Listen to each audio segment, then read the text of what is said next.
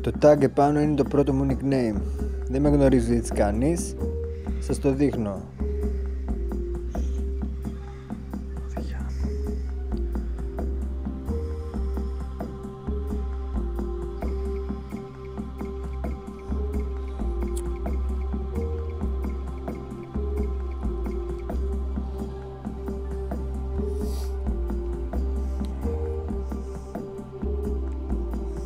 Σήμερα θα σας λύσω τις απορίες. Τι σχέση μπορεί να έχει ένας κλέφτης με έναν πολεμιστή?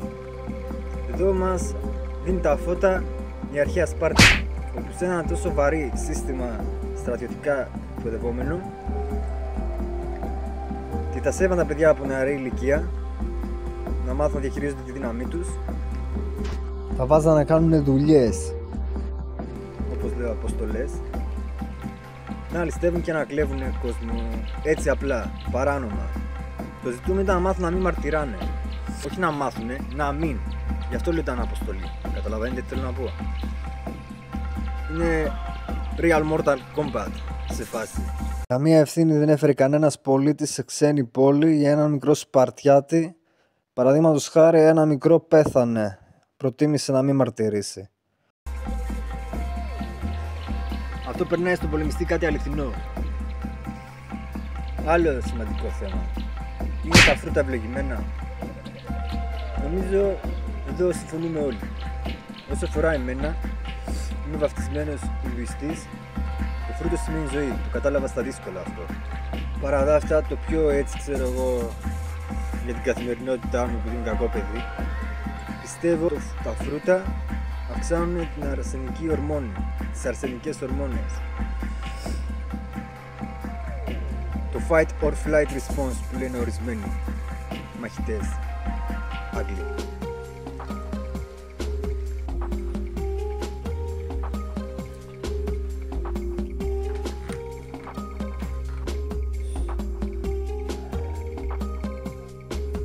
Πώς επηρεάζει τη ζωή μου ο Θεός Χάνουμαν? Hanuman Ο element. Θεός είναι ένας Θεός γορίλας. Δεν θα σας κουφάνω με πολλά. Αυτό το οποίο εκλαμβάνω εγώ, πώς στηρίζεις έναν Θεό στον οποίο έχεις πάει εσύ ο ίδιος τρομερός, έχεις γραφτιστεί και στηρίζεις τη γνώμη σου. Κάθε φορά που απαντάς, κάθε φορά που ρωτάς, τα λόγια που θα βγουν από το στόμα σου στηρίζουν τα λεγόμενα του Θεού τον οποίο υπερασπίζεσαι. Αυτό είναι κάτι πολύ σημαντικό. Με λίγα λόγια, εγώ απαντάω αντρίκια. Παντού. Στη ζωή κοιτάω εγώ τη ροή. Πηγαίνω με τη ροή.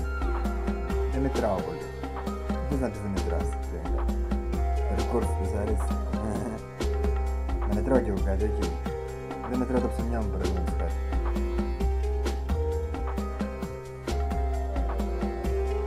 Τι είναι το bullying?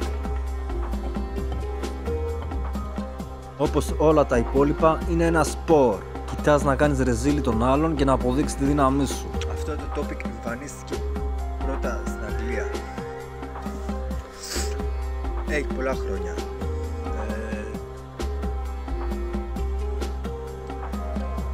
Το βρίσκω πολύ έντιμο εκ μέρους τους να αναφέρονται σε ένα τέτοιο θέμα με αυτά συγκεκριμένα λόγια τόσο απλά. Επικρατεί μια ιδέα ότι κάποιοι το έχουν ας πούμε πιο σωστά και κάποιοι κάνουν κάποια κατάχρηση γιατί πολύ απλά είναι πιο χαζοί από τους υπόλοιπους. Καταλάβες, αυτό δεν είναι ότι και καλά ας πούμε. Τι σχέση έχει λοιπόν με αυτό το ανατολίτικο ιδεώδες των πολεμικών τεχνών? Εκεί βλέπουμε μια άλλη ιδιοτροπία, θα έλεγα, ότι και καλά λειτουργείς πιο αμυντικά. Έτσι φαίνεται σαν βιτρίνα. Μόνο που δεν πρόκειται για κάτι τέτοιο. Είναι το ίδιο πράγμα. Με λίγα λόγια, μην ξεχωρίζουμε τα παιδιά, ας είναι μικρός μπούλι στα αγγλικά, ταραξίας. Το άλλο είναι Παναγίτσα. Το ένα παιδάκι έχει ανάγκη να πατήσει τα πόδια του και το άλλο παιδάκι να το πιάσουμε από τα αυτή. Αυτό δεν σημαίνει ότι υπάρχει κατηγορία παιδιού που πατάει στα πόδια του και στο ύψος του και μόνος του και δεν κλείσει τον παπάκι στη μαμά. Έτσι. Σε αυτή την νοοτροπία έχουν περάσει πολεμικές τέχνες μέσα σε όλο αυτό το χώρο. Λοιπόν... Ύστερα όλα τα υπόλοιπα, φανατισμός με ομάδες τέτοια δεν θα αναφερθώ. Ό,τι γίνεται υπεύθυνα είμαι εγώ και εγώ σε αυτό.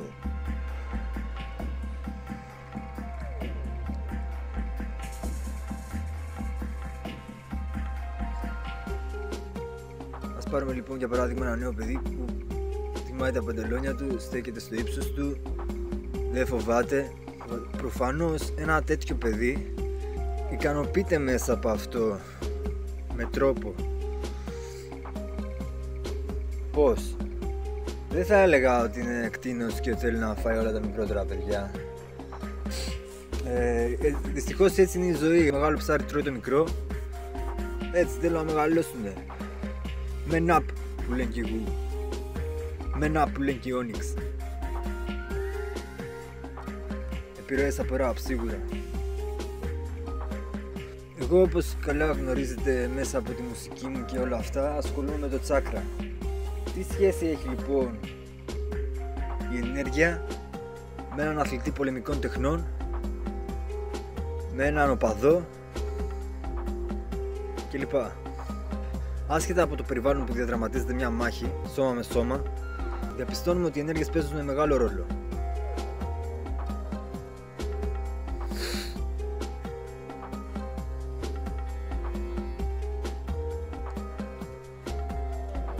Ένα γελίο ερώτημα. Νέα παιδιά πλέον ναρκωτικά γίνονται πιο δυνατά από αυτό?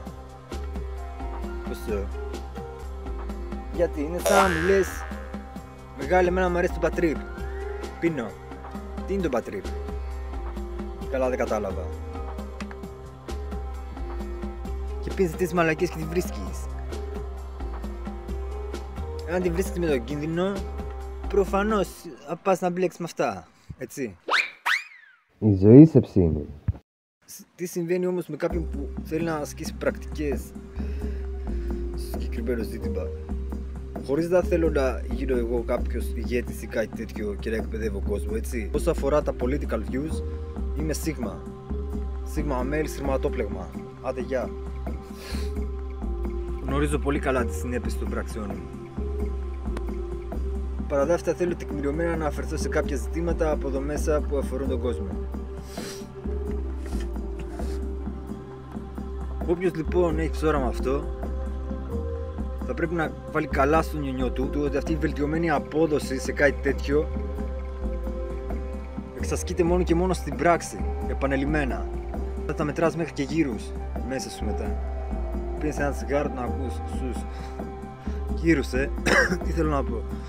Ένα κλάσμα, ένα δεύτερο είναι ένας γύρος. Κάπως έτσι άφησες ένα δεύτερο στον άλλον. Το χάρισες. Το γιουχάρισμα συμβαίνει σε ένα δεύτερο μέσα σε τόσο χρόνο σου σπάνε τον τζαμπουκά. Όσο αφορά το sparring, γιατί είμαι πολύ καλός, το ορμονικό υπόβαθρο στηρίζει. Τι εννοώ? Οι ορμόνες όπως τις ξέρουμε, η επιστήμη δεν τις εξηγεί έτσι όπως είναι. Τώρα αρχίζει και προχωράει. Τσάκρα. Το εντοπίζει η επιστήμη. Γιατί λειτουργεί. Είμαστε ενέργεια. Το περιβάλλον είναι ενέργεια γύρω μας. Η εξωγενής ενέργεια μεταβάλλει την ενδογενής ενέργεια, εμάς δηλαδή. Και αντίστροφα. Εμείς επηρεάζουμε το περιβάλλον γύρω μας. Έτσι όταν σκαλώνουμε ένας με τον άλλον έξω,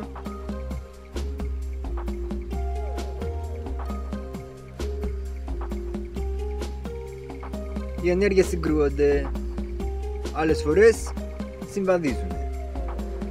Ένας άνθρωπος που ασχολείται με την διθάσευση τροχών τσάκρα πρέπει να το κάνει πολύ υπεύθυνο αυτό. Όσο αφορά το street fight, εγώ μόνο με αυτό ασχολούμαι. Ως απόδοση, νομίζω ότι επηρεάζει εμένα σαν οντότητα σε όλες τις πτυχές της ζωής μου. Το τσάκρα λοιπόν σε έναν μαχητή αλλάζει μόνο στην πράξη που επαναλαμβάνει να παλεύει είτε στο γυμναστήριο είτε σαν το γκίμπο. Τι είναι το Sage? Λοιπόν, αυτό είναι ένα βότανο από τον Αμαζόνιο, το οποίο χρησιμοποιούσαν σαμάνι ακόμη και στη σημερινή εποχή, άσχετος του θρησκεύματος. Υπάρχουν χριστιανοί, υπάρχουν και άλλες θρησκείες. Είναι μια μεταφυσική εμπειρία το όλο έργο. Νομίζω ότι τρόμαξα τον κόσμο στο παρελθόν να διαρρεύσει μια γνώμη ότι ο Γιασίν είναι ένα άτομο το οποίο του μιλάνε θεοί και εκτελεί, ας πούμε, ό,τι του λένε άβουλα. Δεν είναι ακριβώς έτσι. Το έκανα υπεύθυνα, γνωρίζοντας ότι αυτή η ουσία προκαλεί αυτές τις παρενέργειες, να το πούμε έτσι. Και μέσα από αυτό προχώρησα ευτυχώς σως. Είναι κάτι εκπαιδευτικό με λίγα λόγια αυτό το punk. Ξέρω ότι είστε λίγο προκατελημένοι ορισμένοι και δεν ακούετε και πολύ σόι αυτό το πράγμα. Δεν μιλάμε για παραβοτικότητα με νόημα. Εγώ έτσι το βρίσκω. Βρίσκομαι σε μια φάση της ζωής μου που εξασκώ γιόγκα ασφυξία. Μέσα από τη γιόγκα. Δηλαδή κάνω τις διατάσεις μου όπως κάνω όλα τα υπόλοιπα. Ύστερα από αυτό πέφτω, συγκεντρώνομαι και δουλεύω μέσα μου. Το σώμα μου από την κορφή ως τα νύχια, έλεγα, αλλά ειδικεύομαι στο λάριγκα.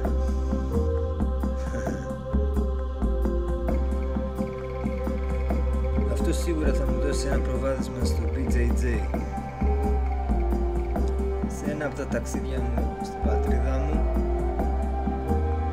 έχασα το δρόμο μου, κατέληξα σε ένα ποτάμι. Εκεί κατανάλωνα φύλλα μπαμπού για να ζήσω και νερό. Ήμουν αναγκασμένο. Όλο αυτό νομίζω σαν επεισόδιο λειτουργεί πολύ δυνατά στο τσάκρα πάνω μου, από μόνο του αυτό. Νομίζω ότι βελτιώνω την υγεία μου διαρκώς. Μέσα από όλη αυτή τη φάση Φούντα όλη μέρα. Κάνει καλό. θεραπεύομαι διαρκώς. Αποκτάω όλο περισσότερο. Να είστε καλά, τα λέμε στο επόμενο βίντεο.